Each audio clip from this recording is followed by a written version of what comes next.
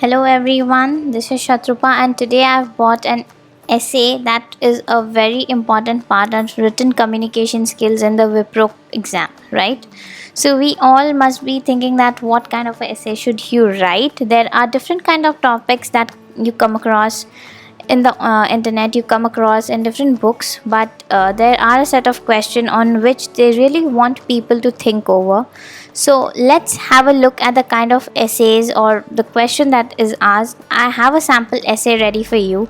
You can read that essay, and at the end you'll understand how vital it is to understand the topic which is given to you, right? The topic says beauty, a game of mind which inspires and flatters. Okay, so beauty is nothing but a game of mind which can inspire and flatter, both it can do, right? So it says write in response that expresses your thoughts. To what extent do you agree or disagree? Explain your reasoning, right? Okay, so first and foremost thing for you is to understand the purpose of the question asked. In the given question or topic, beauty is personified. Okay, the beauty, the thing is personified, is made as a person. It is expected that someone expressing the view on this topic should justify whether he should agree or disagree to the given point or not, right? So whosoever it is, okay, the better your plot, your essay will have a better result. Okay, so your plot, you should have the content to write that particular question. You should know what that question is referring to in order to create a plot, right? How do you justify whether a movie is a hit or a flop? Just with the plot. You watch a movie, you say, oh, what a nice story.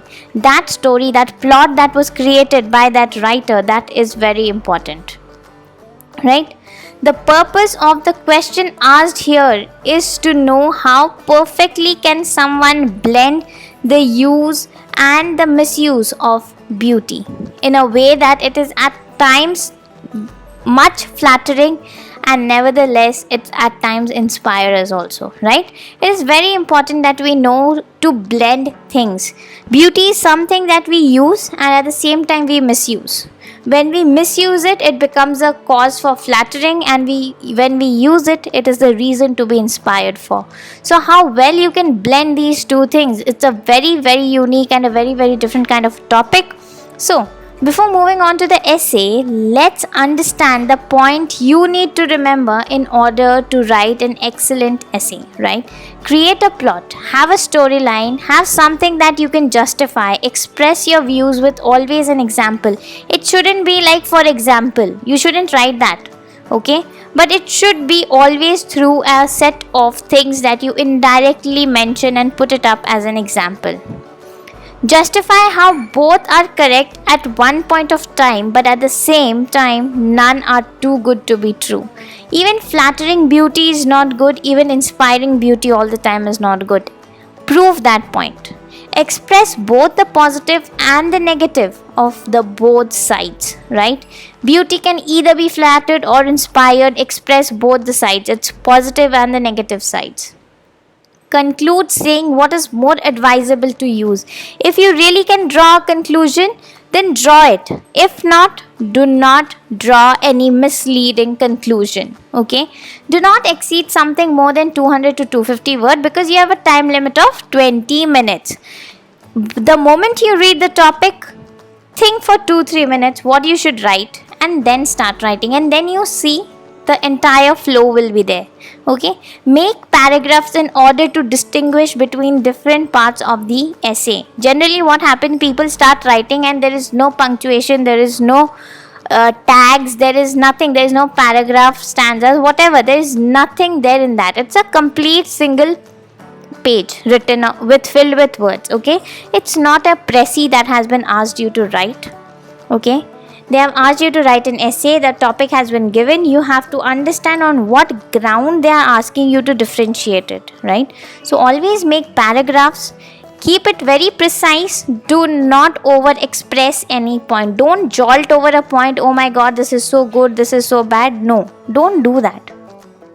And most importantly, if you are too unsure of a word's spelling, do not use that word. makes no sense because that works as a reduction in getting a good mark. Do not use any spelling that you're not sure about. Suppose I'm going to write the word melancholic and I don't know the spelling of melancholic. No sense writing it. Rather, I would write something that is similar to melancholic, right? Great. So now, as you know, the topic was beauty, a game of mind which inspires and flatters. This is the topic. So let's have a look at the essay that I have written, right? I'll read it out for you once. You can pause it and read it by yourself. Beauty, something that can inspire and flatter both at the same time. It is something which can impact people significantly. But so they say, beauty lies in the hand of the beholder. Sometimes they are worthy of one, might be worthless for other. For some, beauty is everywhere from moon to stars and from thatched roof to castles. At the same time, beauty is rare to find. People are most moved by the things that they rarely experience, not the things they experience every day. People argue saying flower, tree, nature are the most beautiful things we have. But how often do we stop and praise a flower? How often do we appreciate a tree, or how often do we admire nature? Those are very rare and exceptional times when a flower works like magic and we stop to admire it and get inspired. Let's consider the exceptional. May it be a Taj Mahal made in the beloved memory of Mumtaz, or may it be the iconic portrait of Mona Lisa. Despite having billions of people who have their heart at it when they see it, there are yet a few who undoubtedly criticize and find faults with it. Beauty does flatter at times and beauty does inspire. It's true. Some said beauty is a game of mind. Consider it beautiful, it will inspire. Consider it's not worthy your praise, it will flatter. If someday the flowers become rare to find, I can vouch and say it will be beautiful and everyone will praise. And the day there are millions of Mona Lisa's portrait, it won't be appreciated. Beauty can be found even in the broken pieces of a mirror, but don't we throw them away? Where is beauty? It's everywhere and at the same time nowhere. Beauty can't be justified, beauty can't be personified. Beauty is different for everyone. Thus, beauty is all a game of mind, which inspires and flatters us both at the same time. Right? It's not more than 200 words, I can say that for a guarantee, right? You can see there is a quotation like beauty lies in the hands of the beholder. There are comma, there is a semicolon, there is a question mark, there are examples. But there is no direct form of expressing it. I have nowhere mentioned that, for example, consider a flower, tree or nature, consider a Taj Mahal or Mona Lisa, right? It's always some indirect way of showing the example. It is nowhere a direct way of expressing what I feel. Till the end, I never drew a conclusion that I conclude that beauty will only inspire. Or I've never mentioned that beauty will only flatter, right? Till the end, I haven't done it. So if you cannot draw any conclusion, you cannot have any concluding statement, make sure you refrain from writing one.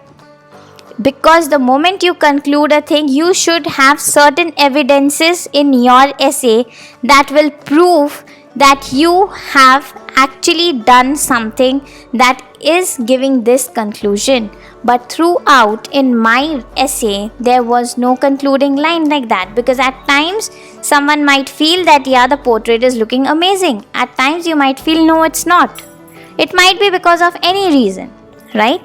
So it depends from people to people. Something that's good for you may not be good for me, and the vice versa is also true, right? So always keep your essay precise.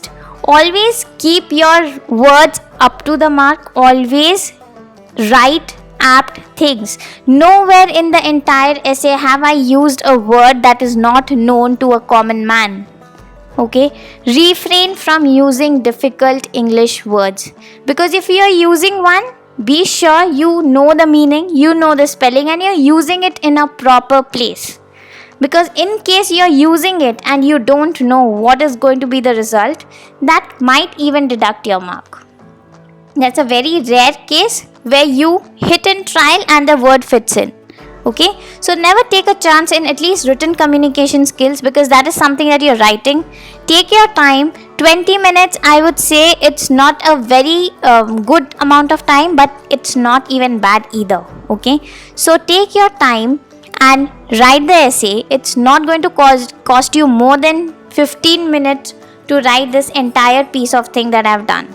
Okay, so the more you practice, the more you'll get ideas. We'll be bringing up different kind of topics, and we'll be showcasing some sample essays which might even help you. Okay, maybe you might get some hint, because the topics will be somewhere here and there related, right? So that is all. And before moving ahead, I would say we have the Campus Monk app. Go download the app. It's available in Play Store and App Store, both of them. The link is in the description box below. You can get everything that you need for your online placement and your interview preparation. So don't waste time. Seats are filling up fast, so go get one for you today. And lastly, before leaving, don't forget to like, share this video so millions of people can watch it. And lastly, don't forget to subscribe to the Campus Monk YouTube channel. Thank you. I will see you people with something else in a different season.